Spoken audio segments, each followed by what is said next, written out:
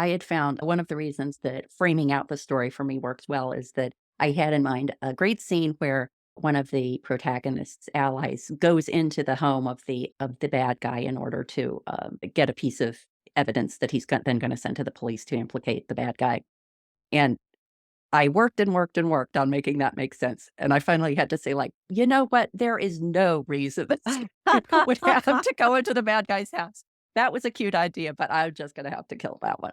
I love Um, that you did that because that's really hard to say when you are trying to push the story where you want it to go, and it's just not gonna go there unless you just make it go there.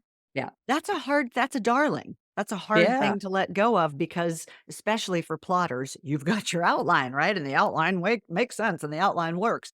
But Yeah. sometimes the story develops in a different way. Sometimes it doesn't come out on the page the way you thought it would in the outline stage.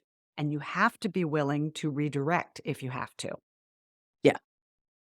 Yeah. Or in this case, I guess I could have completely overhauled the story in a way that would have made it sense for him to go into the house. But I was like, no, that's like, that's 80% of the work for 20% of the payoff just to Yeah. have this one scene that I think is going to be kind of fun. Plus, I'll just use it as like a giveaway for my email newsletter subscribers Oh, or I love something that like you that. said that too. That's such a great, it's really hard to let go of a darling. And I do always advise having a discard file Yeah. where you keep all that stuff because it can be a lot of things. It can be harvest material for something in the future or a book in the series, but it can also be bonus material for your fans. It can be a draw, a magnet for for new newsletter subscribers. It can be a fun thing to talk about in an interview, the deleted scene. That's why we love seeing it in movies.